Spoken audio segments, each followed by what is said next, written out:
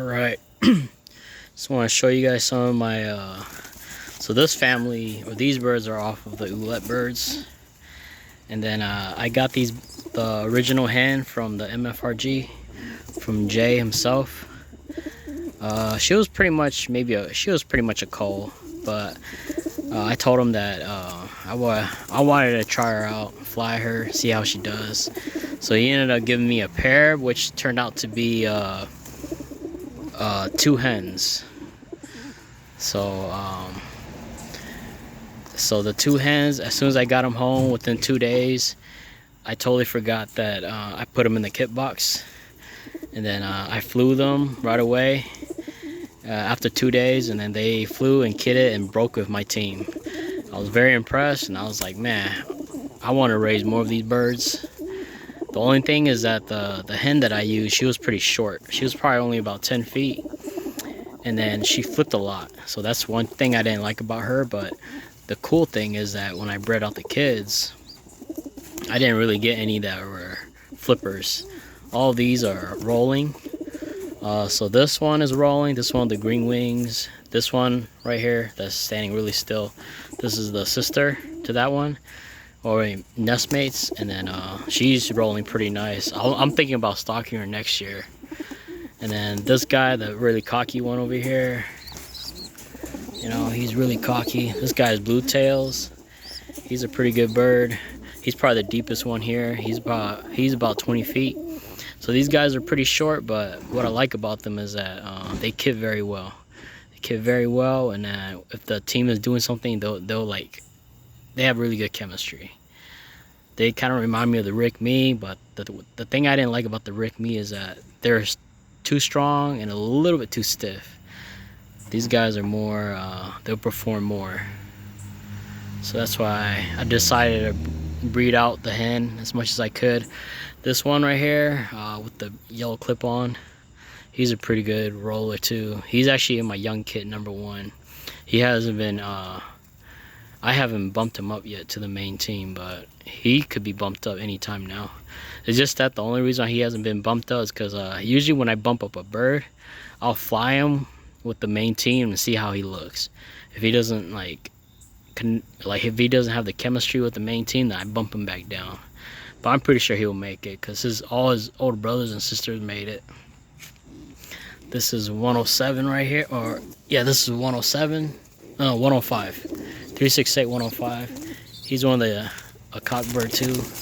Man, he's a good roller. Every time you see him fly, or every time you see him roll, all you see is his white flights. He looks pretty cool when he rolls. This is their, that's pretty much went over all of them. But yeah, these are all 2025s, bred from one pair.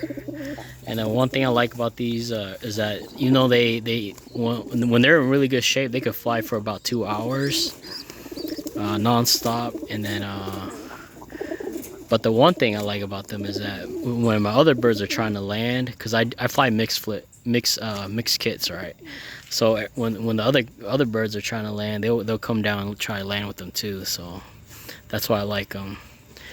They're not like the Rick Me's where some other families will land and they will try to stay up. So yeah, and then great kitting, great teamwork. The only thing that I don't like about these guys right now is that they're a little short, because I kind of want the minimum to be 20 feet, 20 to 40 feet, but it's what I got, and it's got to work with what I got. And then, like I said, they connected, the hen connected pretty well to the cock that I put her to. Like I said, he's pretty deep. He's about 40 feet. But I was hoping for these guys to show more depth, but we'll see how they do next year. I'm still flying a few of these guys, but most of these guys are in the main kit. Yeah, there's still some squeakers. This guy and this one, these two are nest mates. What else? So what I like about these guys is when they break, if you fly these guys with my Irish cross or Rick Me cross, these guys will break like this. They'll go up and they'll break. That's how these guys break. But when I mixed them with the marlin shooter birds, the marlin shooter birds are a little bit different because the way they break. Because those guys, they don't really set up, like they don't go up and break. They're kind of like, you really have to watch them. Because if you don't really watch them, sometimes they'll break and then you don't even know it. You don't know that they're trying to set up. But it's very rare. But then these guys have pretty good chemistry, like I said, because these guys are always breaking with those birds. Because like I said, I don't fly like one pure family. I mix them and I fly them all together. Birds that can't do that, I prefer not to raise them. But the HR that I've been flying, he's been doing pretty good. I actually bumped him up to the kit number 1, and then right now the kit number 1s are all on lockdown. I'm just flying the kit number 2. Like the kit number 1, those are birds that are rolling, and then sometimes they are frequent. I mean, sometimes some of the ones in kit number 1 are pretty deep, but before I bump them up to the main team, I kind of want to see more frequency out of them. Because, you know, you don't want to put one bird that's rolling like one time every 5 minutes with a team that's rolling every minute. It's going to throw them off. So, like I said, the kit number 1, there's some deep birds in there, but they haven't been bumped up just because they don't have the frequency that I want.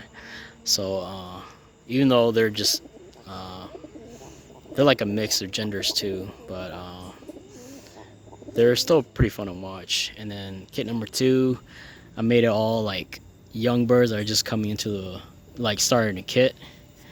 And then I got a baby kit, which is birds that are just learning how to home. But yep, these are my oulettes. Consistent birds. And they're easy to feed. They're not feed sensitive or anything like that. What I usually do when I want to see peak performance is I'll load them up, rest them for a few days, and then they usually come out spinning. So, yep, these are the oulettes.